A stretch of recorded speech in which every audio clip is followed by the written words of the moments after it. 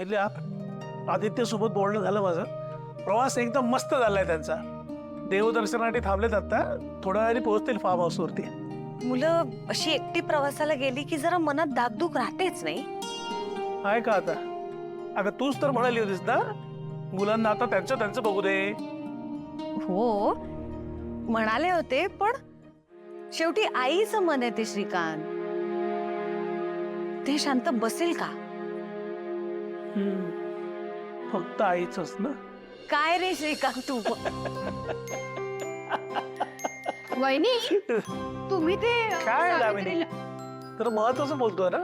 ओ sorry, बोला. पहिल्या चेष्टेचं जाऊ दे, मला खरं कारण सांग.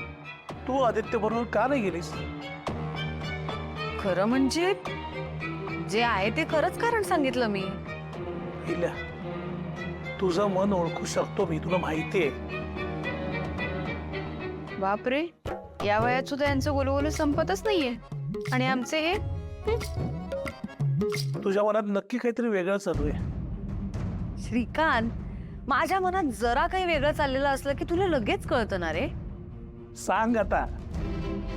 ऍक्च्युली गुरुजी तीर्थयात्रेहून परत आलेत आणि माझ्या मनात होतं की आदित्य आणि अनुष्काची पत्रिका त्यांना दाखवावी आणि त्यांच्या लग्नाचा मुहूर्त काढून घ्यावा. हा, वहिनी पण मी नाही महत्वाचंच बोलतेय मी. अनुष्काची पत्रिका कुठे आहे? अनुष्काने आधीच तिच्या मामीकडून पत्रिका मागवून घेतली आहे. आणि तसंही गुरुजी म्हणालेच आहेत ना की आदित्यची बायको ही त्याच्या आयुष्यात भाग्योदय घेऊन येणारी असेल. त्यामुळे तशी काळजी नाहीये मला. श्रीकांत, तू मुलांना देवळात अभिषेक करायला सांगितलंस ना? म्हणजे काय सांगितलंय?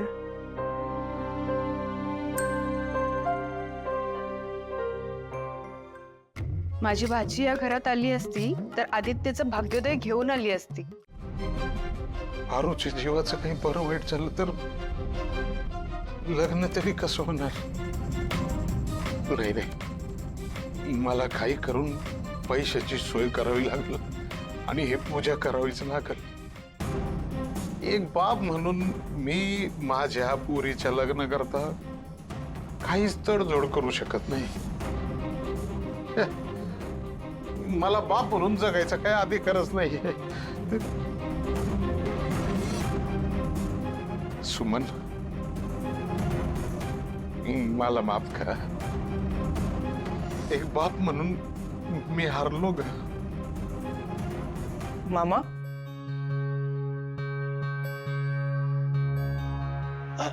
अरे प्रीतम बाबा, या ना, या ना बाई साहेब. बसा बसा. नाही ठीक आहे. नाही ठीक आहे. मारुती मामा, मला सांगा, सगळं नीट आहे ना? नाही म्हणजे आज तुम्ही खूप वेगळे वाटताय. खूप चिडचिड होतीये का तुमची? मी तुम्हाला एवढा चिडलेलं कधीच बघितलं नाहीये. मगाशी गेटवर पण बरं जाऊ दे. मला सांगा, काही झालंय का? काही प्रॉब्लेम आहे का? नाही. बसा. तुम्ही या बसा या.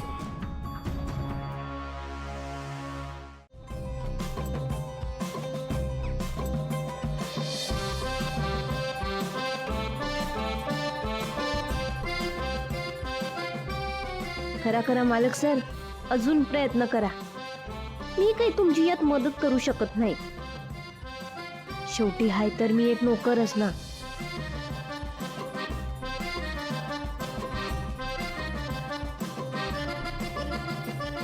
आले का? आदित्य, तू करेक्ट करतोस. ट्राय कर अजून.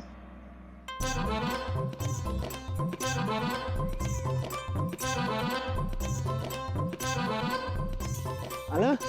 आदित्य, तू करत राहा. आपण बघूयात, पाणी येईल. अगं हो, पण पाणीच येत नाही त्यात ना. आदित्य, थोडं जोरात कर ना प्लीज.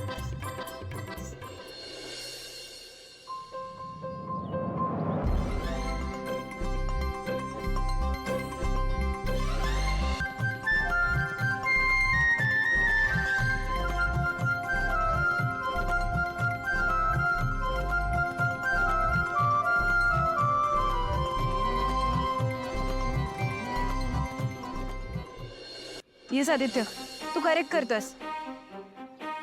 अरे यार दमलो मी पाणीच येत नाही. मालक सर, अहो करा की प्रयत्न, तुम्हाला नक्की जमल. तुम्हाला असं काम करायची सवय नाही ना, पण करा करा प्रयत्न करा, नक्की जमल तुम्हाला. आणि कसं आहे ना, पाण्याचा एक थेंब जरी मिळाला ना तरी देवाच्या अभिषेकाला चालतोय. करा करा.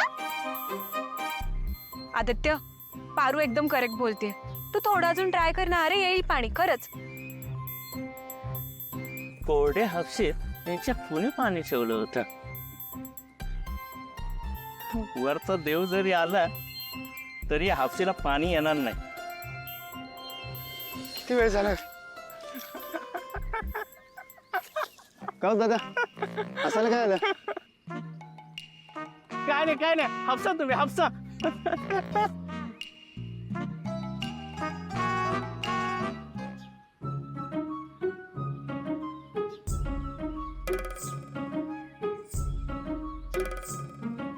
आलं आलं पाणी आलं.